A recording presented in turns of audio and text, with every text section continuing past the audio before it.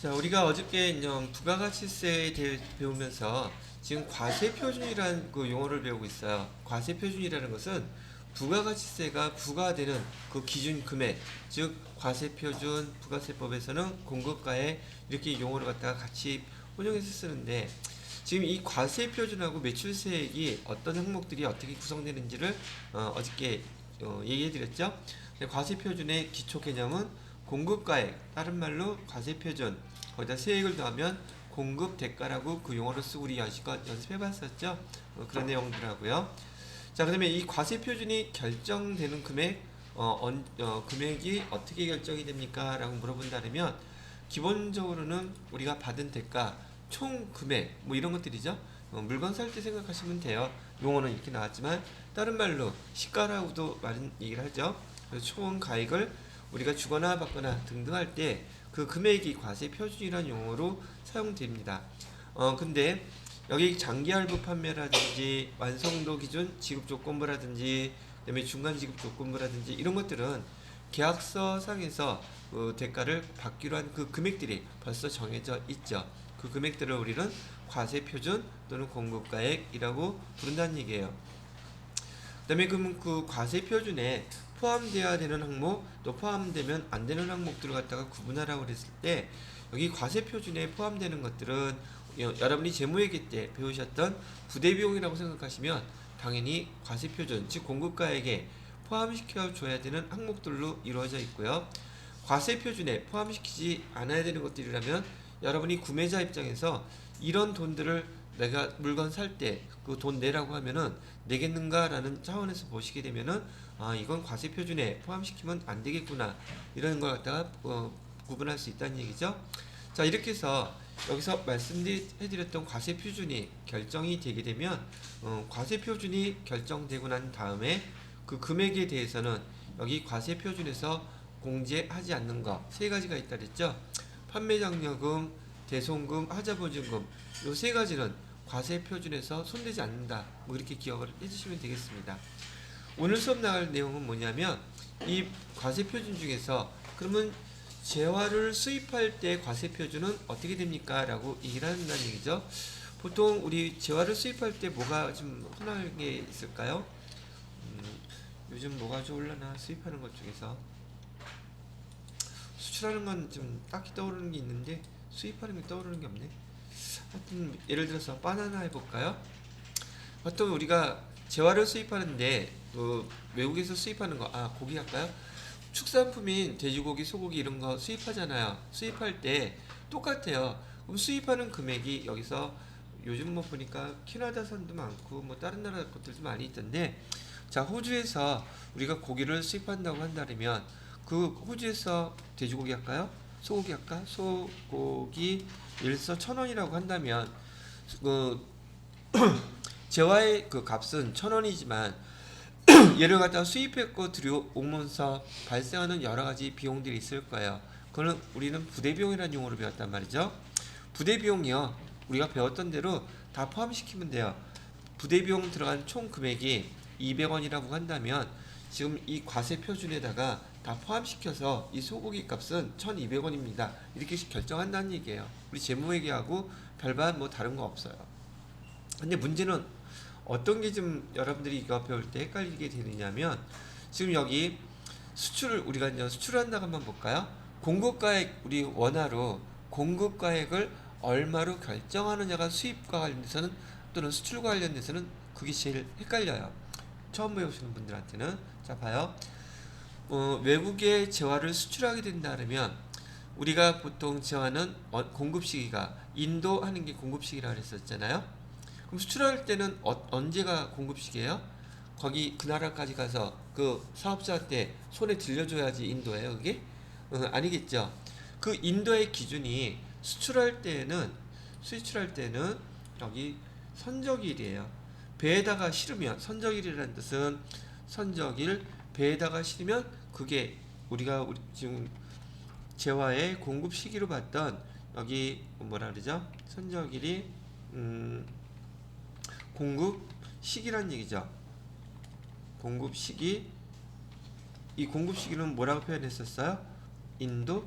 바로 이런 의미를 갖고 있더란 얘기죠. 수출할 때에는 선적일이 우리가 재화를 인도했다. 즉 그 날짜로 세금계산서가 아니죠. 증빙서류를 그 날짜로 작성해야 되고 우리 재무회계에서는 그 날짜로 우리 수익도 인식하고 이렇게 된단 말이죠. 대부분 다 선적일이 기준이에요. 그런데요, 이렇게 해외로 수출할 때에는 대부분 그 수출하는 금액은 우리 원화로 계약을 하지 않고 대부분 달러로 계약합니다. 그래서 달러로 얼마라고 가정했냐면은 1000달러라고 가정을 해볼게요. 1000달러를 갖다가 수출하기로 했어요. 그러면 우리가 1000달러 받는 것은 물건을 재화를 수출하고 나서 항상 원화가 아니라 달러로 받게 될 텐데 지금 우리가 회계 담당자가 기록할 때에는 또는 세법상으로 그 금액이 공급가액이 얼마인지를 원화로 기록할 때는 여기 환율이라는 걸 적용시켜야 된단 말이죠. 환율. 이때 선적일 날 환율이 얼마였다고 가정하냐면 똑같이 1000원이었다고 가정을 하겠습니다. 1달러당 1000원. 그러면은 공급가액으로 우리가 원화를 확정할 때 여기 수출하는 물건에 대해서 과세 표준은 얼마입니까? 이게 이제 문제예요. 과세 표준은 1000달러 곱하기 선적일을 며칠로 할까요? 선적일 좀 이따 쓰기로 하고 1000달러 곱하기 환율 1000원 하면 이날의 과세 표준은 100만원 이렇게 계산이 되더란 얘기죠. 날짜는 며칠로 할까요? 5월달로 6월달? 오늘이 6월 03일 이렇게 됐다는 얘기예요. 자, 근데 이렇게 선적일 날 우리가 수출하는 금액의 그 달러하고 그날의 환율로 계산해서 과세 표준은 이렇게 결정이 돼요. 선적일 기준으로 과세 표준 이렇게 결정된다. 그런데 문제는 여기서 뭐냐면 이 선적일 날 기준이 아니라 만약에 선적일 전에 돈을 미리 받게 되면 어떻게 돼요? 이게 이제 문제인 거예요. 여기 우리가 선적일 전에 돈을 벌써 입금을 받았어요. 그쪽에서 돈을 보내왔다는 얘기죠. 물론 금액은 변동사항 없어요. 똑같이 1000달러에 대해서 1000달러를 보내왔는데 얘가 우리 지정해 놓은 거기 통장에 원화로 환산돼서 이렇게 입금이 됐는데 이때 금액은 얼마였었냐면 환율이 1100원이었단 말이죠. 그럼 보통 예금 통장에 찍히는 금액은 얼마가 찍히느냐면 1100원 곱하기 1000달러 하니까 110만원 이렇게 찍히더란 얘기죠. 그럴 때 이 상태는 아직 선적 전이에요. 물건을 여기는 선적 전. 선적 전인데 돈을 먼저 받았어. 그래서 계산을 해놨더니 그 금액은 얼마가 계산됐느냐면 110만원이 됐고 선적일 날 환율을 계산했더니 이때 선적할 때는 100만원이에요. 이런 경우 두 가지가 이제 문제가 발생이 돼요. 첫 번째, 선적일날 과세표준 공급가액은 얼마입니까? 질문이 나오면 선적일날 그 달러 곱하기 환율로 해서 여기 100만원 이게 과세표준이고요. 만약에 물건은 6월 3일날 보내기로 했는데 돈을 받은 거는 벌써 그 전인 5월 20일날 돈을 받았다고 하면 지금 물건도 아직 보내지 않았는데 돈부터 주는 거예요. 이런 경우가 발생할 수 있을까 없을까? 이게 흔하죠. 그죠? 어떤 경우냐면 뭐 계약금도 있을 수 있고요. 물건이 너무 잘 팔려. 그러니까 돈 먼저 다 줄 테니까 물건 집 사기 좀 보내줘. 이렇게 하면 돈을 먼저 보낼 수도 있겠죠. 이랬을 때 물건은 6월 3일날 지금 선적하기로 약속을 했는데 지금 돈이 먼저 들어왔어요. 그럴 때 선적일날 저기 과세 표준이 확정되는 게 기본인데 원칙인데 이 돈 전에 선적일 전에 왔죠?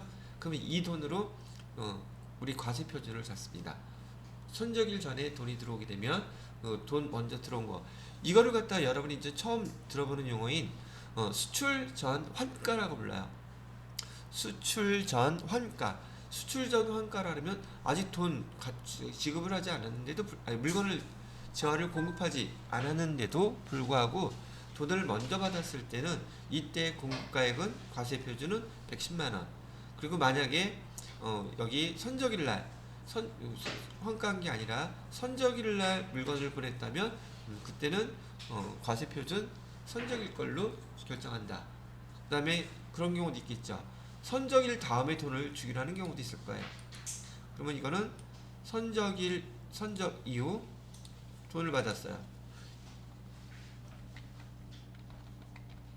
선적 이후에 얘는 며칠 날 돈을 받았을까? 얘는 뭐 6월 30일쯤 할까요? 6월 30일 날 돈을 받았는데 이때의 환율은 만약에 1,200원이었다고 가정을 하면 돈 받은 거는 120만 원을 받았겠네요. 이렇게. 그랬을 때 과세표준, 지금 포커스는 뭐예요? 과세표준을 언제 걸로 얼마를 할 거냐가 지금 문제죠. 자, 기본적인 건 좀 정리해 드릴게요. 돈을 먼저 받은 게 아니라 기본적으로는 선적일 날 달러 계약한 금액하고 우리가 물건 보낸 거 있죠. 그날 환율, 선적일 환율을 써야 돼요. 그 환율을 써서 결정되는 그 금액이 과세표준이다. 이해됐어요? 근데 만약에 물건 아직 안 보냈는데 선적일 전에 돈이 들어왔다. 그럼 그게 과세표준이에요. 아시겠어요? 그 다음에 이번에는 선적일은 6월 3일. 그 다음에 우리가 돈을 받은 거는 6월 30일. 그러면 이때는 어떤 게 과세표준이에요? 얘도 마찬가지로 선적일이 과세표준이에요. 이해되시겠어요? 그래서 기본적 원칙은 선적일 날 환율을 적용한 것이 과세표준이다. 다만 선적일 전에 이렇게 돈이 먼저 입금된 경우에는 여기 선적일 전에 환가 공급 시기 전에 환가한 금액이라고 해서 여기 110만 원이 그 금액이 되더라. 그럼 여러분 회계 담당자니까 이거에 대한 회계 처리도 할 수 있어야 되겠죠. 그죠? 그럼 저기 옆에다가 회계 처리하는 걸로 한번 설명을 해드려 볼게요. 우선 5월 20일 거 한번 해보겠습니다. 5월 20일 날 우리가 지금 우리 기록할 때에는 달러로 기록하면 안 되잖아요. 그죠? 그래서 다 원화로 계산해서 기록을 해야 되기 때문에 차변에 지금 보통예금 통장으로 들어왔다고 가정을 할게요. 보통예금 통장에 얼마가 들어왔냐면 110만원 들어왔대요. 그 다음에 대변에 얘는 지금 재화를 공급했어야 안 했어야지? 공급 안 했죠? 따르게 얘기해요? 물건 팔았어요 안 팔았어요? 물건 팔지 않고 돈 먼저 받은 거 계정 못 쓰기로 했어요. 선수금 쓰기로 했었죠. 선수금이에요 이거. 선수금 110만원 이렇게 되겠죠. 됐나요? 자, 그렇다면 이렇게 되어 있는 상태에서 6월 3일 날 우리 재화 제품을 선적해서 보냈어요. 그러면 06월 며칠 날이 되냐면 03일 날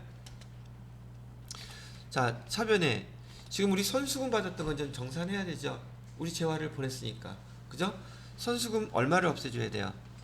110만 원은 없애줘야 되죠. 이제 부채가 아니라 우리 재화를 보냈으니까 물건을 이거 정산해서 없애고요. 대변에다가는 상품을 공급했죠. 그죠? 그러면 여기 상품 매출이라고 하고요. 얼마를 매출한 거야? 매출한 금액은 이날 선적한 날 것으로 써줘야 되겠죠. 선적한 날에 상품 매출을 그날 보냈으니까 매출은 이해되시겠어요? 그래서 상품 매출했을 때는 100만 원어치를 지금 선적해서 보낸 거예요. 그러다 보니까 상품 보낸 거하고 우리가 선수금으로 받았던 거하고 1000달러인 거 변한 사항은 없어요. 똑같은데 우리나라의 환율 때문에 원화 가치가 차이가 나는 것 뿐이지 물건 보내고 받는 데는 전혀 지장 없다는 얘기예요. 우리 회계 처리만 어떻게 하는지만 알면 된다는 얘기고요. 지금 실제로 달러를 주고받음으로 인해서 환율 때문에 차이가 생겼죠. 이를 뭐라고 부른다? 외환차익이라고 불러요. 외환차익은 그래서 얼마가 생겼다? 10만원 이렇게 생겼다고 정리를 하시면 됩니다. 이거는 계약금이 됐던 무엇이 됐든 간에 돈을 먼저 받았을 때 회계 처리하는 방법이에요. 이해되시겠죠? 자, 이번에는 선적 전에 돈을 받은 게 아니라 정상적으로 보편적으로 선적일날 우리가 물건을 보내게 되면 대금은 한 달 후에 주기로 따랐으면 외상매출금 이렇게 써야 되겠죠. 그래서 외상매출금으로 쓸게요. 자, 이번에는 선적전 아니에요. 선적일날이에요. 선적하고 나서 한 달 뒤에 돈 받기로 했어요. 그럼 물건부터 먼저 보냈다는 뜻이죠. 이때 회계 처리는 어떻게 되느냐면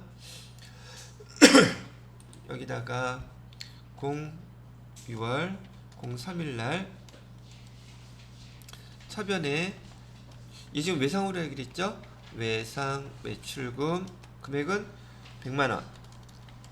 이날 환율을 적용하니까 당연히 100만원이 과세표준이 되는 금액으로 계산이 되겠죠. 자, 대변에다가는요 상품 매출했잖아요. 상품 매출 얼마? 100만원 이렇게 해놨어요. 자, 이렇게 된 상태에서 6월 30일 날 우리가 이제 돈을 받았단 말이죠. 보통예금 통장으로 들어왔대요. 차변에 보통예금. 근데 이날 환율이 1200원이었어요. 그럼 보통예금 통장에는 120만원이 들어오겠죠. 그죠? 그래서 120만원 이렇게 들어왔다고 쓰고요. 우리 외상매출금 받은 거잖아, 얘. 근데 우리가 선적일날 외상매출금은 얼마로 해놨어요? 100만원 해놨잖아, 이렇게. 그죠?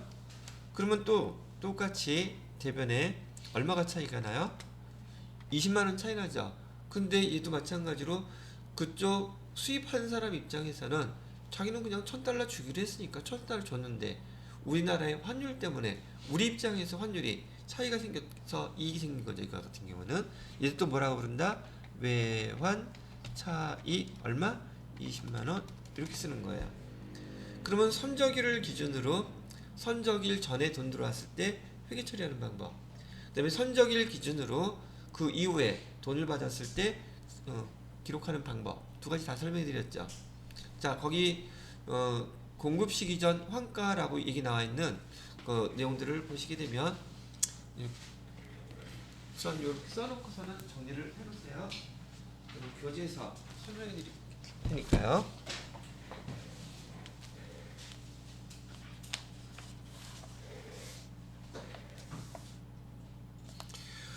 여러분의 그 교재 106페이지 보시게 되면 106페이지에 재화의 수입 그래 놓고서는요. 재화 수입. 재화 수입할 때 발생하는 부대 비용은 공급가액에다가 즉 과세 표준에다가 다 포함시키는 건 재무회계 이론하고 똑같아요. 그다음에 외국 통화 대가를 받는 경우라고 되어 있죠. 9번 공급 시기 도래 전에 원가로 환가한 경우 환가한 금액. 여러분이 만약에 이런 보충 설명 없이 이 용어만 듣고서 이거를 판단하기는 거의 불가능해요. 그래서 이게 어떤 상황인지, 즉 공급 시기 도래 전에 원가로 환가했다는 게 어떤 의미인지를 제가 회계 처리하는 것까지 설명을 쭉 다 해드린 거랍니다. 두 번째 보시게 되면 공급 시기 이후에 외국 통화나 그 밖의 외국환 상태로 보유하거나 지급받는 경우 공급 시기의 기준 환율 또는 제정 환율에 따라 계산한 금액. 하여튼 이 두 가지 예가 거기 지금 제가 설명해 드렸던 그 두 가지 예가 그 교재에 나와 있는 항목들을 다 얘기해 드린 거예요. 그런데 여기서 지금 여러분이 처음 보는 기준환율, 제정환율이라는 용어가 나오네요. 자, 기준환율. 기준환율은 무엇을 뜻하는 것이고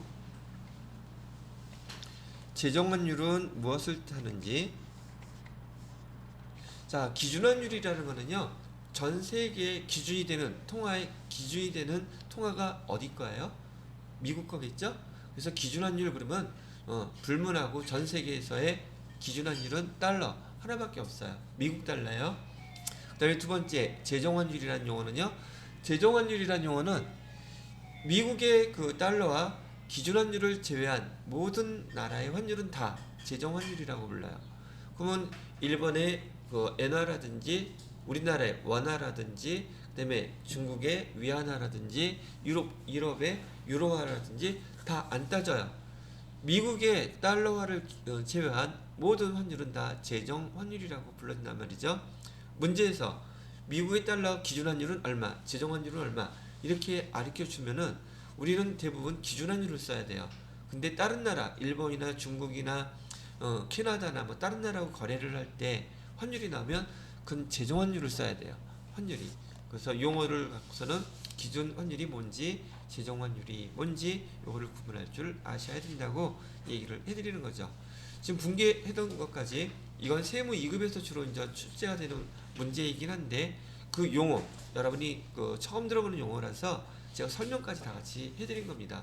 세무회계비나 기출문제 풀 때 또 나오게 되면 그때 한번 더 설명을 해드릴게요. 지금 여기서 이게 또 설명한 이유 중에 하나가 왜 설명을 했냐면 지난번에 우리 외화 자산이나 부채 같은 경우 12월 30일 날 환율 평가할 때 외화 환산 이익, 외화 환산 손실 그 용어 설명해 드린 적 있었죠. 그죠? 그게 또 나왔기 때문에 이번 여기처럼 그 용어 구분하라고 한 번 더 설명을 해 드렸답니다. 여기다가 써놓을게요. 지난번에 썼던 거 12월 31일 날 환율 평가하는 거는 외화 환산 손익이라고 규정을 쓰는 거고요. 지금처럼 실제로 그 외화가 거래됨으로 인해서 거래될 때 환율이 차이 나는 거를 외환 차손, 외환 차이 이렇게 구분을 하는 거예요. 실제로 외화가 결제되고 그 환율에 대해서 차이가 날 때 이렇게 구분해 주시면 됩니다. 라고 설명해 드리는 거죠. 자, 여기까지 기록해 놓으시고요. 10분 쉬었다가 또 마무리 짓도록 하겠습니다. 제과의 수입인데 응. 이게 거의 수출 기준인 어, 거예요. 수입 수출 상관. 예, 환가 금액을 모르기 때문에 요거에서는 수입 수출을 갖다 얘기한 게 아니라 재화에 수입하는 경우도 여기서 요거는 하나밖에 없어요. 수입할 때 그 들어오는 금액들 있잖아요. 거기다 부대 비용 다 포함시켜서 과세 표준 결정하세요. 끝. 뭐 필요해요? 문제는 우리 수입만 해요? 수출도 하잖아. 수입뿐만이 아니라 수입 내용은 되게 과세 표준이 간단하지만 수출할 때도 우리가 과세 표준을 어떻게 정해야 되는지를 알아야 되는데 수입할 때는 되게 단순하죠. 수출할 때는 복잡하죠. 뭔가 조금 복잡하잖아. 같이 설명해 드릴 거예요. 이해되셨어요? 재화의 수입은 예를 들어서 우리가 소고기 수입할 때 1,000원이라는데 부대 비용으로 200원이 발생했어요. 그럼 과세 표준은 얼마예요? 1,200원이라고요. 그러면 이 파트에 대해서 그 설명은 끝이라고요. 근데 밑에 재화의 수입을 해놓고서는 외국 통화 대가를 받은 경우라고 했잖아요. 아니 수입했는데 왜 돈을 받아? 그 이건 수출을 의미한다는 뜻이잖아요. 그래서 그걸 한꺼번에 같이 설명해 드린 거예요. 왜? 거기서 의미하는 바가 수입할 때 과세 표준, 수출할 때 과세 표준 같이 비교해서 교재에서 설명을 했기 때문에 저도 설명을 갖다가 한꺼번에 같이 해드린 겁니다. 아, 다녀오실 때요. 아니, 뭔 눈치를 종 쳤는데. 자, 요거 지워야 돼요. 녹화하는 거 멈춰야 되니까.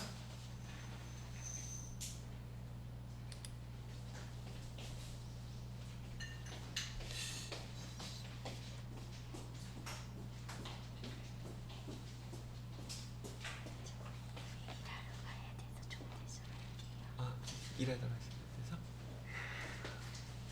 지금 바로 괜찮아요.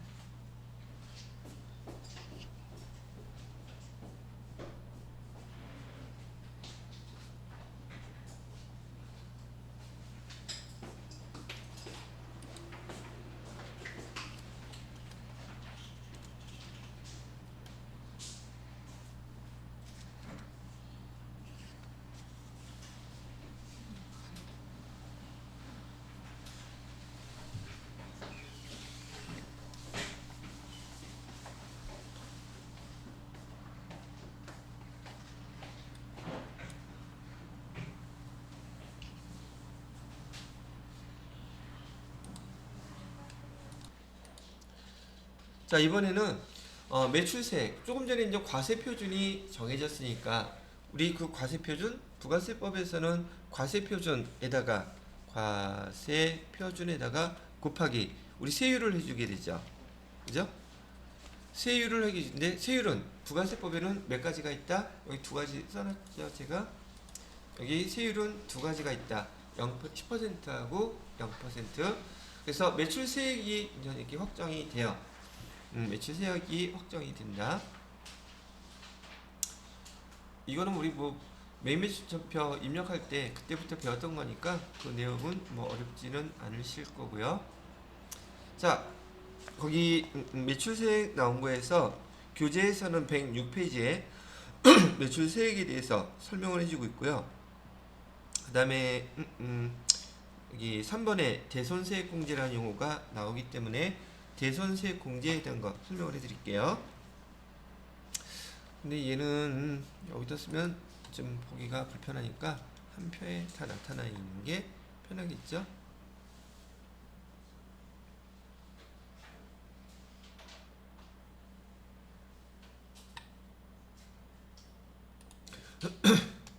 자, 여기 화면 봐주세요. 자, 우리가 기본적으로 지금 상품을 갖다가 판매를 하게 되면은 우리 회계처리 메인 매출점표에서 이렇게 했었죠. 어떻게? 매상매출금이라고 하고요. 우리 상품의 가격은 10,000원이에요. 그러면 상품 재화죠. 재화 판매한 것에 대해서 10% 부가세 예수금 1,000원 이렇게 쓰는 거 익숙하시죠? 자, 이 돈 아직 안 받았어요. 그럼 외상매출금은 얼마가 돼요? 11,000원이 돼요. 그죠? 자, 그런데 지금 얘를 갖다가 거래처가 파산을 했대. 그래서 이 돈을 못 받게 됐단 말이죠.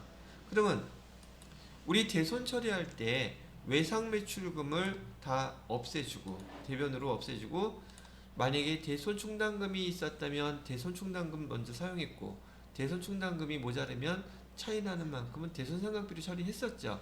근데 여기서 문제는 뭐냐면 지금 외상매출금 11,000원 안에는 지금 우리가 생각지도 않았던 부가세 예수금이라는 세금도 있더라는 얘기예요. 자, 우리 거 지금 상품 매출에서 10,000원도 못 받게 됐는데 세금도 내가 내야 돼? 이런 거지 같은 경우가 어딨어? 그렇겠죠. 그래서 지금 외상매출금 11,000원을 빼고 대손충당금은 충분히 50,000원이 있었다고 가정을 해볼게요. 여기 대손충당금으로 지금 우리가 얼마를 갖고 있냐면 50,000원을 갖고 있으니 지금 외상매출금 11,000원 못 받았다고 하더라도 대손충당금 11,000원 다 뺄 수가 있죠. 그런데 부가세 예수금까지 세금까지 우리 돈도 못 받았는데 세금까지 내가 낸다는 거는 너무 엄폐하잖아. 그죠? 그래서 국가에다가 지금 이 상품 매출 10,000원 했는데 부가세 1,000원에 대해서 난 못 내겠다. 우리 것도 못 받으니까. 라고 얘기할 수 있겠죠. 그걸 갖다가 대손세액을 공제해 주세요. 라고 한단 말이에요. 언제? 부가가치세 신고할 때. 이 부가가치세 신고할 때 대손세액 공제해 달라고 국가에다가 얘기하는 것은 확정 신고 때만 신고할 수 있어요. 기다렸다가 언제만 해야 된다? 확정 신고 때만 대손세 공제해 달라고 신청을 할 수가 있다. 자, 그렇게 됐다 보니까 우리가 대손 처리해야 될 금액은 외상매출금 11,000원이 있기는 하지만 우리가 대손 처리해야 되는 금액은 얼마만 대손 처리할 수 있어요? 부가세는 빼고 상품 매출한 것만 또는 제품 매출한 것만 대손 처리하는 거예요. 그럼 여기 보시니까 대손 충당금 얼마만 사용했어요? 10,000원만 사용했죠. 보이나요? 그리고 이 11,000원 중에서 외상매출금은 얼마만 뺐어요? 10,000원만 뺐죠. 그럼 외상매출금 지금 현재 얼마 남았어요? 1,000원 남았죠? 얘도 마찬가지로 외상매출금 나머지 이렇게 빼세요. 외상매출금 없애주시고요. 그럼 외상매출금은 다 없어졌죠? 차별에다가는 뭐라고 써야 된다고 얘기하는 거예요? 부가세 예수금요 빼세요. 이렇게 요거 부가세 예수금을 이렇게 빼가지고 없애버리게 되면은 다 처리가 끝났죠.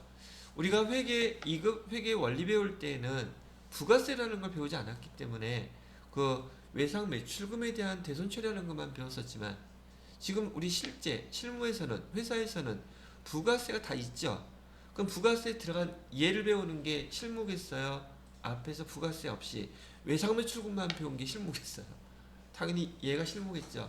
그리고 이 상황은 한 번만 정리되면 아는 것들이고 반복적으로 그렇게 처리할 것들이니까 이거 대손세액은 어차피 부가세는 우리 돈 아니라 그랬잖아요. 돈 대손 처리하는 게 아니라 그냥 빼는 거구나. 그렇게 구분할 수 있겠죠? 자, 그렇게 생각들 해두시고요. 부가세 예수금 대손세액 공제라는 용어는 이제 세무 2급 때도 여러분이 대손세액 공제 신고서 여기 부속 서류를 작성하는 걸 할 때 더 자세히 또 배울 거니까 그때 얘기하는 거 참고하시면 될 것 같고요. 지금 여기서는 이렇게 회계 처리가 되더라 하는 것만 기억해 두세요. 다시 부가세 예수금은 대손 처리하는 거 아닙니다. 대손세 공제 해달라고 신청했을 때 날짜는 부가가치세 일기 확정이라고 하면 이 분기는 며칠 날짜로 해야 되겠어요? 일기 확정일 경우라면 6월 31일 날 이렇게 회계 처리하셔야 돼요. 아시겠죠? 자, 그 다음에 이제 알아야 되는 용어 하나 또 설명해 드릴게요. 이번에는 여기서 보시게 되면 외상매출금 얼마예요? 외상매출금 11,000원으로 되어 있죠. 근데 이 외상매출금 11,000원은 뭐하고 뭐가 더해진 금액이죠? 상품 우리 거 매출한 금액하고 부가세 예수금하고 합친 금액을 우린 외상매출금 이렇게 해놨죠. 이 부가세법에서 이 외상매출금의 뜻은요. 이 외상매출금은 우리가 아까 앞에서 배웠던 과세표준 공급가액하고 부가세액 합친 거 우리 부가세법에서 뭐라고 썼어요? 공급대가라고 썼죠. 외상매출금하고 공급대가가 똑같은 말이에요. 구분할 수 있겠어요? 공급대가는 공급가액 플러스 세액 알죠? 여기 외상매출금도 지금 우리가 부가세를 배운 입장에서는 상품 매출금액하고 부가세 예수금을 합쳐서 외상매출금이라고 부르죠. 자, 하나 더. 대손금액. 대손금액은 어떤 게 대손한 거예요, 지금? 돈을 못 받게 된 거는 외상매출금, 아니 상품 매출금액하고 부가세 예수금을 못 받게 된 거죠. 그걸 우리 뭐라고 부른다? 대손금액이라고 불러요. 여기서 가르쳐 드리고 싶은 용어는 바로 이 대손금액이 여러분이 익히 배운 공급대가라는 말하고 똑같은 말이라는 거예요. 대손금액, 그러니까 여기 상품 매출한 10,000원 이것만 생각하면 안 된다는 얘기예요. 다시 대손금액은 뭐라고요? 공급대가하고 똑같이 공급가액하고 세액이 합쳐진 금액을 우리는 용어 뭐라고 부른다? 대손금액이라고 부른다. 앞에서 우리 메인 매출전표 입력하실 때 공급대가를 공급가액하고 세액으로 나누는 방법이 있었죠. 거기 곱하기 몇 해주라 그랬어요? 나누기 1.1 해주라 그랬었죠. 소수점의 나누기 1.1은 분수로 따지면 110분의 100 이렇게 되는 거죠. 110분의 10 그죠? 자, 그래서 이렇게 시험 문제에서 있잖아요. 대손 세액 이거 계산할 때 문제에서 대손 세액 공제를 신청할 때 대손 금액에 100분의 10을 곱해줘야 된다. 거기 분수로 나와요. 여기 세법에서는 소수점 잘 안 씁니다. 대부분 분수를 갖다가 쓰는데 그때 문제에서 110분의 10이 아니라 여기다가 100분의 10이라고 싹 뭐 숫자 0자 하나만 바꿔놓고 문제를 내요. 그러면 정확히 알고 있어야 되겠죠? 1.1 즉 100분의 10이 아니라 110분의 10을 해야 된다는 걸로 기억을 해두시고요. 지금 이 대손금액이란 용어도 참고로 잘 기억해 두시기 바랍니다. 됐어요? 자, 여기도 설명이 끝났고요. 그 다음에 매입세 이건 멈춰야겠다.